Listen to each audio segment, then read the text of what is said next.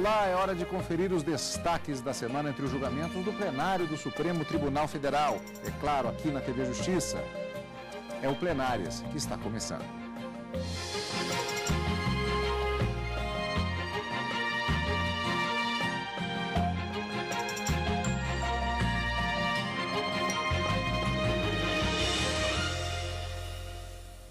Hoje com os destaques das sessões dos dias 13 e 14 de abril de 2016. Karina, sem dúvida nenhuma, uma semana que podemos dizer que é histórica e não havia uma previsão exatamente no sentido de que haveria a movimentação que aconteceu particularmente na quinta-feira, daqui a pouco vamos abordar isso, mas nós tivemos também julgamentos de importância na sessão plenária da quarta-feira.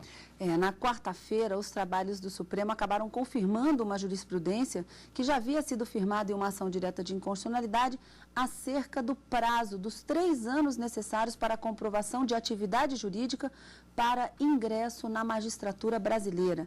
No caso concreto, a decisão foi um pouquinho diferente dessa orientação jurisprudencial, mas na tese firmada em sede nesse recurso extraordinário, acabou confirmando essa jurisprudência, embora o caso concreto tenha sido decidido de uma maneira diferente em razão de algumas peculiaridades que haviam. E uma outra discussão que foi iniciada na quarta-feira, mas foi suspensa em razão de um pedido de vista do ministro Gilmar Mendes, é justamente sobre o teto remuneratório dos procuradores municipais, no caso aqui do estado de Minas Gerais. Eles buscam o teto, que eles sejam remunerados e tenham como teto o subsídio mensal que é pago aos desembargadores do Tribunal de Justiça, que pode chegar a 90,25% do que recebe mensalmente os ministros do Supremo Tribunal Federal, ao passo que, atualmente, o teto aplicado a eles é considerado o valor que é pago aos prefeitos municipais. Então, eles tentam, à luz da Constituição, equiparar-se aos procuradores estaduais e buscar esse teto com base no que recebe mensalmente os desembargadores do Tribunal de Justiça. E na quinta-feira... Esse julgamento suspenso, não houve uma conclusão, mas vários ministros já votaram, alguns inclusive antecipando o voto, como o ministro Marco Aurélio e Celso de Mello. A questão ainda não está resolvida, 5 votos a 2 já foram a favor dessa equiparação, mas ainda há outros ministros para votar, inclusive o ministro Gilmar Mendes. E na quinta-feira, o grande destaque da semana, sem dúvida alguma, foi a sessão bastante alongada, num primeiro momento interrompida, cancelada a sessão das 14 horas, retornando os trabalhos às 5h30 da tarde, por volta de 6, seguindo madrugada dentro. Ficamos aqui até 1h30 da manhã, não é, Cadu? Exato. Acompanhando a decisão do Supremo Tribunal Federal sobre a forma de nomeação, ou principalmente, ou melhor dizendo, contestavam uma ação direta de inconstitucionalidade e 4 mandados de segurança, no geral, acabavam contestando a forma como o presidente da Câmara dos Deputados, Eduardo Cunha, pretendia e pretende conduzir a votação para o recebimento da denúncia contra a presidente da República por crime de responsabilidade no domingo próximo, que acontecerá no plenário da Câmara dos Deputados. A contestação era justamente no sentido de que deveria ser uma votação nominal, por ordem alfabética, ou, se não fosse esse pedido, que houvesse uma votação nominal, deputado a deputado, considerando a alternância deputados do Norte e deputados do Sul, ao contrário do que ficou decidido pelo presidente da Câmara dos Deputados, que essa votação deve ser feita por bancadas, por estados, por deputados estaduais, compondo um estado do Norte e, alternadamente, um estado do Sul, e assim sucessivamente até o término da votação. Vários mandados de segurança nesse sentido também foram propostos, inclusive um apresentado pela Advocacia Geral da União, que pretendia, de uma certa forma, obstar ou anular o parecer e também a denúncia que teria sido apresentada contra a presidente, de forma a obstar essa votação no domingo.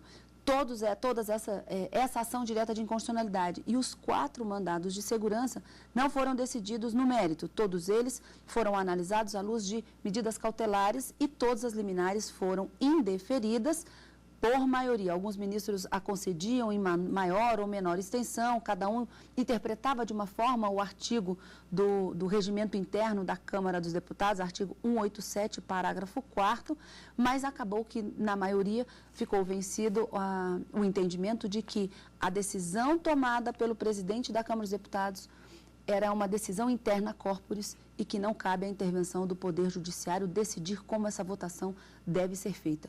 Se a alternância é observada, a forma dessa alternância ser feita tem que ser decidida pelo próprio Poder Legislativo e não deve haver intervenção do Judiciário. Mais detalhes daqui a pouco, quando nós quando estivermos apresentando para você, amigo da TV Justiça, a reportagem da sessão plenária desta quinta-feira. Antes, neste primeiro bloco do nosso programa de hoje, vamos conferir como foi a sessão plenária da quarta-feira com aqueles pontos que já foram adiantados pela Karina. O plenário do Supremo Tribunal Federal julgou um recurso extraordinário da União contra uma candidata aprovada em 4º lugar em concurso de juiz do trabalho, que não pôde assumir o cargo porque não comprovou os 3 anos de atividade jurídica no ato da inscrição. Na sessão plenária, os ministros julgaram um recurso extraordinário da União que deu origem a uma discussão sobre regras para ingresso na carreira da magistratura. A questão principal era definir quando o candidato deve comprovar os 3 anos de atividade jurídica exigidas pela Constituição Federal, se no momento da inscrição definitiva ou na data da posse do cargo. No processo julgado, uma candidata aprovada em 4º lugar em concurso público para o cargo de juiz do trabalho substituto foi impedida de tomar posse porque naquele momento não comprovou os 3 anos de atividade forense. Ela recorreu e o certame chegou a ser suspenso. Na tribuna, a defesa alegou que o edital do concurso não especificava a data da inscrição definitiva e que, portanto, deveria ser considerada a data da posse.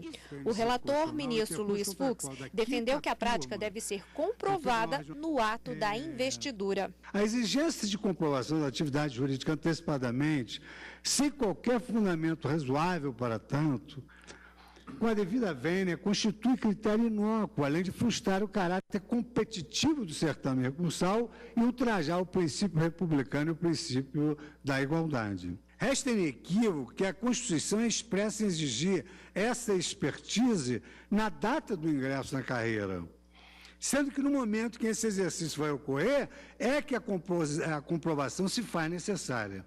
Interessa, portanto, que o candidato ao posto público esteja apto a nele ser investido na ocasião do efetivo ingresso na carreira que se dá mediante a posse, nos termos do artigo 78 da Lei Orgânica da Magistratura. Outrosim, a ideia contida no dispositivo em análise encontra previsão semelhante em diversos outros dispositivos constitucionais.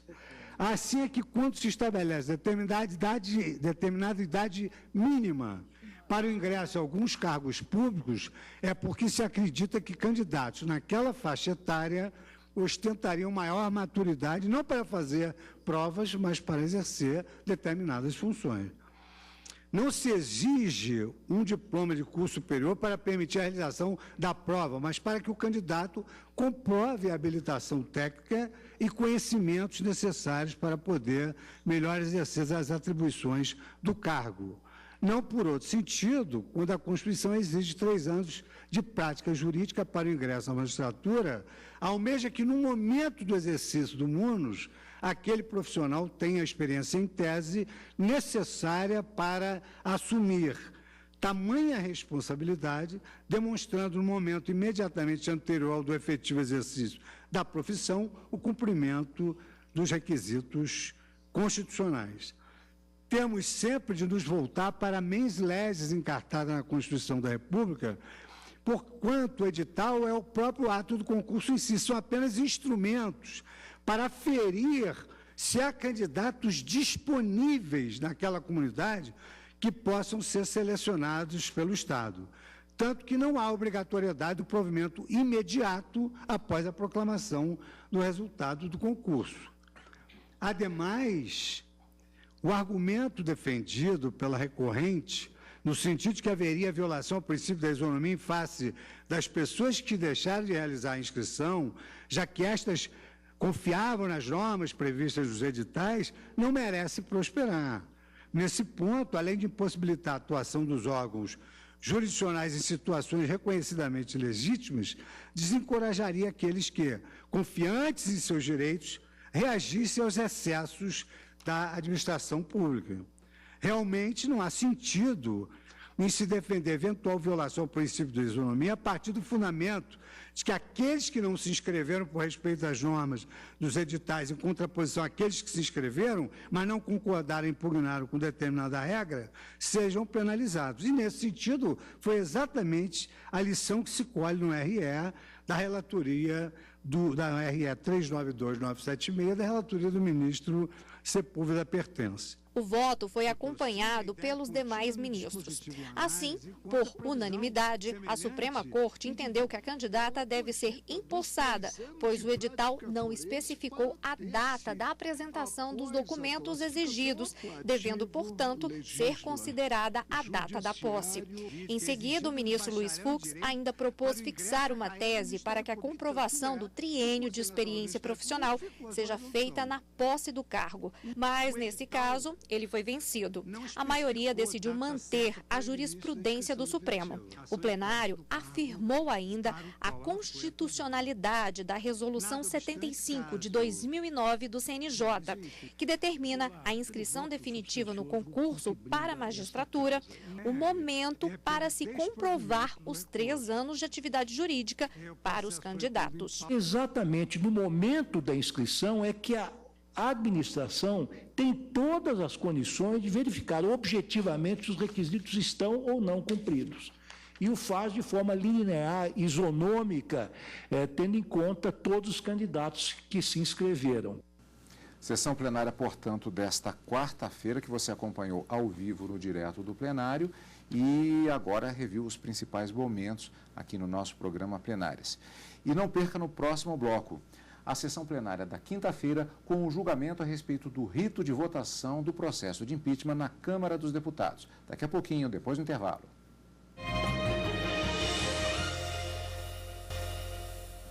Plenárias está de volta, desta vez com os destaques da sessão plenária da quinta-feira. Na verdade, foram 2 sessões plenárias. No início da tarde da quinta-feira, os ministros do Supremo Tribunal Federal cancelaram a pauta de julgamentos do dia para que pudessem avaliar ações referentes ao processo de impeachment. Os ministros já estavam em plenário prontos para dar início aos julgamentos previstos para aquela sessão, quando foram surpreendidos pelas ações. Ao todo, 5 ações que chegaram ao Supremo Tribunal Federal questionando pontos do rito de impeachment. Foi o ministro Marco Aurélio quem sugeriu o encerramento da sessão ordinária para que todos pudessem analisar a matéria, que é urgente, e então julgar os pedidos ainda na mesma tarde. A proposta foi apresentada no início da sessão em questão de ordem pelo ministro Marco Aurélio, relator da ação direta de inconstitucionalidade em que o PCdoB questiona a forma de votação nominal na Câmara dos Deputados do processo de impeachment. Sabemos nós, porque há evento marcado para o próximo domingo em termos de votação pelos representantes do povo brasileiro, sabemos nós que a matéria é urgente em termos de prestação jurisdicional. Eu tenho que me preparar. Claro. E, para me preparar, eu devo me deslocar para o gabinete. Por isso é que eu insisto no cancelamento da sessão ordinária e convocação da extraordinária para as 17h30. Os ministros Edson Fachin e Roberto Barroso, relatores dos mandados de segurança com matéria semelhante, concordaram com a proposta. Um dos processos de relatoria do ministro Edson Fachin foi apresentado no início da tarde pela Advocacia Geral da União. O pedido é para que seja suspensa a votação na Câmara por conta de vícios na denúncia e que seja decretada a nulidade de todos os processos de denúncia por crime de responsabilidade referente à presidência da República. O ministro Edson Fachin também recebeu a relatoria de outro mandado de segurança apresentado pelos deputados federais, Paulo Teixeira e Vadida Mus, pedindo a nulidade do parecer da comissão especial pelo mesmo motivo apresentado pela AGU. Acredito que as circunstâncias fáticas e jurídicas sugerem esse procedimento que estou também a subscrever. Diante da complexidade da matéria, a proposta foi acolhida por unanimidade pela Corte. Nós estamos cancelando a sessão ordinária convocando uma extraordinária às 17h30, porque situações excepcionais exigem medidas excepcionais. O plenário da Corte está interpretando o regimento nesse sentido, superando todas as dificuldades que porventura possam existir de caráter formal. Nós sairemos daqui, já estamos determinando à senhora secretária que intime e todas as partes, todos os interessados, e também distribua as iniciais dessas 3 ações para todos os ministros no prazo mais curto possível. Está encerrada essa sessão, retornaremos às 17h30. Karina, houve uma questão colocada ainda nessa primeira sessão, nessa sessão ordinária que foi encerrada, depois, aí, portanto, os ministros cancelaram, eles fizeram a convocação para uma sessão extraordinária, que é exatamente o que vamos ver daqui a pouco. Ainda nesta sessão ordinária, houve uma questão colocada que foi sobre uma mudança feita pelo presidente da Câmara dos Deputados na forma em que seriam colhidos os votos na sessão da Câmara neste domingo. Só que há uma questão, era uma notícia que estava sendo veiculada, mas não havia uma informação oficial. O que não está nos autos não está no mundo. Havia uma circulação na mídia de que teria havido uma mudança na forma de votação, mas para que os ministros pudessem decidir a questão ainda na sessão plenária de ontem, era preciso que oficialmente essa comunicação viesse da Câmara dos Deputados. E esse interregno, esse íntere entre a primeira parte e a segunda convocada, foi quando a Câmara dos Deputados encaminhou um ofício dizendo de que maneira pretendia fazer essa votação no domingo para o recebimento ou não da denúncia contra o presidente da República, no caso de acusação de crime de responsabilidade. Então, no primeiro momento, havia uma decisão da presidência da Câmara dos Deputados de que essa votação começaria pela bancada dos estados do sul do Brasil e iria subindo até se chegar à região norte e nordeste. Mas o principal argumento aqui dessa decisão e que haveria uma inconstitucionalidade é que o regimento interno da Câmara fala em votação alternada. E quando encaminhado esse ofício da Câmara para os ministros poderem tomar as decisões na sessão de ontem, na segunda parte, houve uma modificação de entendimento. Segundo a Câmara dos Deputados, o processo de votação deve começar pelas bancadas de um estado do norte do país e depois tomados os votos da bancada de deputados do sul do país e de forma alternada. Então, primeiro começa a votação, salvo engano, pelo estado de Roraima, e depois pelos deputados do estado de Roraima, a bancada de Roraima, depois vai para os deputados federais do estado do Rio Grande do Sul e depois volta ao norte e ao sul e assim de forma alternada. O Procurador-Geral da República sugeriu que fosse observado também, nesse caso, não a distância geográfica, mas sim latitudinal, mas isso também acabou que os ministros indeferiram a liminar e essa interpretação conforme acabou não sendo dada. Então, negada a liminar, tanto nos mandados de segurança que questionavam esse sistema de votação e também a ação direta de inconstitucionalidade, que fazia pedidos alternativos, tentava, de uma certa forma, afastar a interpretação dada pelo presidente da Câmara dos Deputados e implementar ou uma votação por ordem alfabética, no que o ministro Marco Aurélio concordava, já que esse teria sido o rito adotado quando do impeachment, em 1992, do ex-presidente Fernando Collor. Outros ministros, como o ministro Edson Fachin, entendia que essa votação deveria ser a cada deputado. Um deputado do norte faria a votação e depois um deputado do sul apresentaria o seu voto e assim de forma alternada, deputado a deputado, e não por bancadas, como de fato o presidente da Câmara teria acabado decidindo. Mas negada a liminar, mantida, portanto, essa decisão da presidência da Câmara. A votação deve seguir, nessa sequência alternada por bancadas, começando pelo norte, seguindo ao sul e vice-versa, sem maiores, vamos dizer assim, interferências do Poder Judiciário, já que essa questão, no geral, foi decidida que caberia ao Poder Legislativo e não à intervenção do Judiciário. Pois é, Karina, e essas decisões elas foram tomadas exatamente quando os ministros retornaram no final da tarde para o julgamento não apenas da ação direta de inconstitucionalidade, mas também dos 4 mandatos de segurança que tratavam do rito de votação do impeachment na Câmara dos Deputados. A sessão durou até a madrugada desta sexta-feira.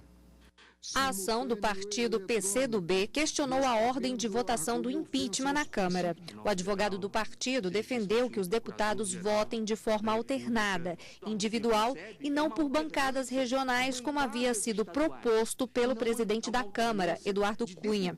O argumento é de que, pelo critério regional, além de dar mais poder aos estados que contam com maior número de deputados, os votos iniciais podem refletir nos demais votos, provocando um efeito cascata. O procedimento mais imparcial, porque permite a votação simultânea, é justamente a votação por meio do painel eletrônico, que é uma votação nominal, também prevista no regimento interno da Casa, aberta e simultânea, e igualmente marcada por grande publicidade, sobretudo nesse contexto em que os olhos da nação e da imprensa nacional estão voltados para as deliberações que ocorrem na Câmara dos Deputados. O procurador, que falou em nome da Câmara dos Deputados, defendeu a votação iniciada com alternância de bancadas entre as do Norte e Sul. Segundo ele, não há efeito cascata. O que fez o presidente? Considerou que não havia tradição nenhuma, que não havia regra nenhuma, uma regra cultural na casa, e resolveu aplicar o regimento. Aplicando o regimento, que os próprios parlamentares sabem, desde a história do regimento interno existe esse dispositivo, porque agora ele está errado. De uma hora para outra, numa quinta-feira com a votação no domingo.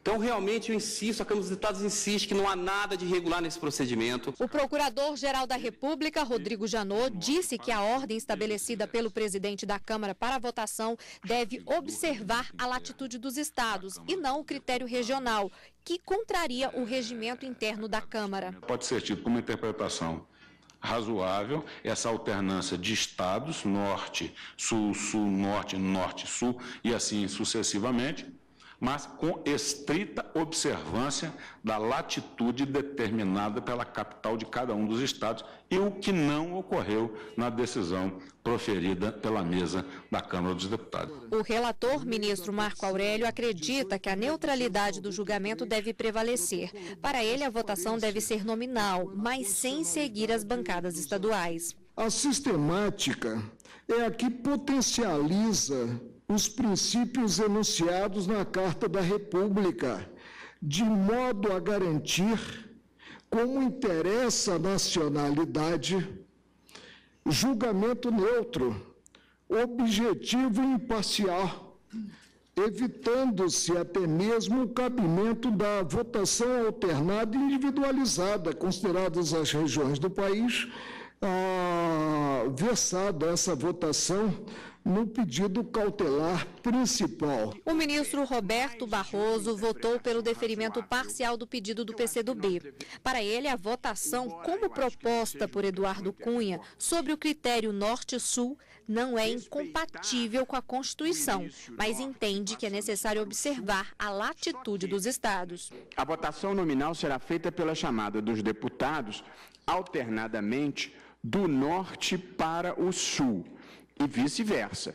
Portanto, os mais ao norte e os mais ao sul, o que você determina pela latitude. Se você variar isso, você descumpriu a regra. O presidente da Suprema Corte, ministro Ricardo Lewandowski, que deferiu a liminar, anunciou o resultado. Por maioria, conheceram desta ação vencidos no ponto os ministros Gilmar Mendes e Celso de Mello. No mérito, por maioria, indeferiram a medida cautelar, vencidos integralmente os ministros Marco Aurélio, relator, Edson Fachin e este presidente, e parcialmente o ministro Roberto Barroso, redator para o acordo, o ministro Euri Zavascki, ausente justificadamente o ministro Dias Toffoli. Ainda na sessão extraordinária, os ministros julgaram mandados de segurança relativos ao impeachment. 2 deles foram analisados em conjunto. A apresentados pelos deputados Everton Rocha e Rubens Pereira Júnior.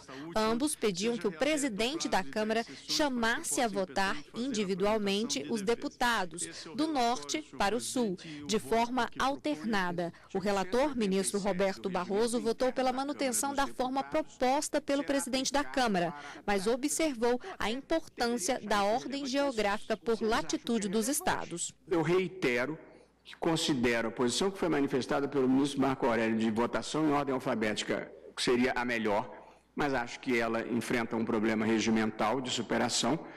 Considero a fórmula do ministro Fachin da votação ser individual, alternando-se de estado, também melhor, mas, e reiterando, considero que o presidente da Câmara deu uma interpretação que não é incompatível com o regimento e, portanto, penso que nós devamos ser deferente para com ela. De modo que estou deferindo a medida liminar apenas para que seja observada a ordem geográfica. A Corte indeferiu os pedidos. Por fim, o plenário julgou os outros 2 mandados de segurança, também envolvendo o impeachment. Um da Advocacia-Geral da União, que pedia anulação do parecer sobre a denúncia contra a presidente da República, elaborada pela Comissão Especial da Câmara dos Deputados, e outro apresentado por 2 deputados que pedia a suspensão do parecer apresentado na Casa nesta sexta-feira. O relator, ministro Edson Fachin, indeferiu os pedidos cautelares. Os pressupostos dos quais a impetração parte são pressupostos de que a denúncia, nesse momento, está consubstanciada num relatório. A denúncia é a denúncia, tal como formulada, tal como recebida. E é esta que vai ao plenário da Câmara dos Deputados. E, portanto, é isso que eu estou assentando e, por isso, não vejo razão nessa perspectiva para deferir a liminar. Por maioria de votos, o plenário negou as liminares. Karina, encerrada a sessão, como já dissemos, foi até depois de 1h da manhã, para que fosse, afinal, encerrada essa questão, ou estas questões relacionadas ao processo de impeachment. Então, agora, a questão do impeachment acaba acontecendo na Câmara dos Deputados. São processos, são questões que podem voltar eventualmente para o Supremo Tribunal Federal. De qualquer maneira, estaremos sempre acompanhando aqui na TV Justiça. E na próxima semana nós temos marcada sessão plenária na quarta-feira. Na quarta-feira com um tema bastante importante também e no final de semana com plenárias. Eu queria apenas fazer uma observação, Cadu, antes da gente encerrar o programa, é que no pedido do mandado de segurança da Advocacia-Geral da União, que pretendia de uma certa forma anular tanto o parecer como a denúncia, ficou definido na sessão plenária desta quinta-feira que a Câmara dos Deputados, no domingo, quando for colher a votação para receber ou não a denúncia contra a presidente da República, deve se ater apenas aos fatos narrados na denúncia e não a outras circunstâncias como colocados pela Advocacia-Geral da União, como, por exemplo, informações que constam do parecer que viriam de delações, de colaborações premiadas envolvendo a questão da Operação Lava Jato. Então, os ministros, o ministro Ricardo Lewandowski, que eu me lembro, ele ressaltou isso no seu voto, dizendo que a denúncia deve apurar apenas os 2 pontos específicos apurados na denúncia e não fatos alheios a ela, como de fato pedia a Advocacia-Geral da União. Pretendia que a votação não acontecesse no domingo, mas ela vai acontecer e deve acontecer levando em consideração apenas o que transcrito na denúncia. Lembrando que o programa é gravado exatamente antes do final de semana, mas teremos reprises também no próprio domingo e também na segunda-feira. Então, esta data, esse datamento, portanto, do programa referente aos fatos que estão acontecendo de maneira bastante rápida e estamos sempre acompanhando para você, amigo da TV Justiça. Obrigado pela companhia, obrigado pelos seus comentários, Karina, obrigado para você, amigo da TV Justiça, e continue conosco na TV Justiça, é claro.